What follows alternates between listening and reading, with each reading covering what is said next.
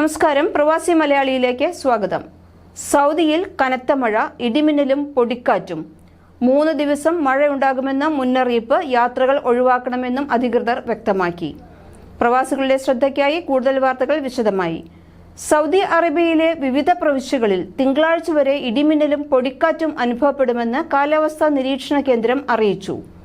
അപകട സാധ്യത പരിഗണിച്ച് മുൻകരുതൽ നടപടികൾ സ്വീകരിക്കണമെന്ന് സിവിൽ ഡിഫൻസ് മുന്നറിയിപ്പ് നൽകിയിട്ടുണ്ട്. സൗദിയിലെ പടിഞ്ഞാറൻ പ്രവിശ്യയിൽ വരുന്ന 3 ദിവസങ്ങളിൽ മഴ അനുഭവപ്പെടുമെന്നാണ് അറിയിപ്പ്.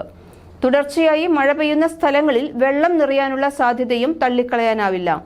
സൗദിയിൽ തണുപ്പ് മാറി ചൂട് ശക്തമാകുന്നതിന്റെ മുന്നോടിയായി പരക്കെ മഴ പെയ്യുന്നത് സാധാരണമാണ്.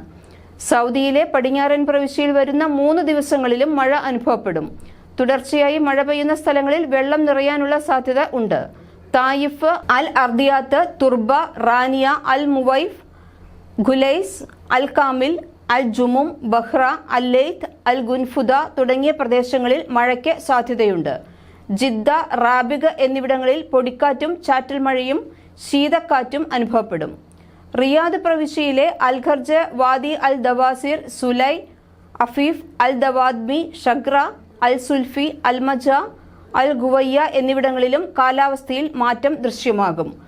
അൽ ഖാത്ത്, ഹോത്താബാനി, തമീം, അൽ അഫ്ലാജ്, താദിഖ്, റമ, അൽ മുസാഹിമിയ, അൽ ദീരിയ, തുർമ, ഹുറൈമില, അൽ ദലം എന്നിവിടങ്ങളിലെ ചെറു കനാലുകളിൽ വെള്ളം നിറഞ്ഞു കവിയാൻ ഇടയുണ്ട്. ഇവിടങ്ങളിൽ വിനോദത്തിന് പോകരുതെന്നും നീന്താൻ വെള്ളത്തിൽ ഇറങ്ങരുതെന്നും സിവിൽ ഡിഫൻസ് മുന്നറിയിപ്പ് നൽകിയിട്ടുണ്ട്. Asir, Al Baha, Jazan, Najran, Medina, Hail, Tabuk, Al Jouf വടക്കൻ അതിർത്തികൾ, അൽ ഖാസിം കിഴക്കൻ അതിർത്തികൾ എന്നിവിടങ്ങളിലും മഴയും പൊടിക്കാറ്റും അനുഭവപ്പെടുമെന്നും അധികൃതർ അറിയിച്ചു. കൂടുതൽ വാർത്തകൾക്കായി പ്രവാസി മലയാളി സബ്സ്ക്രൈബ് ചെയ്യൂ.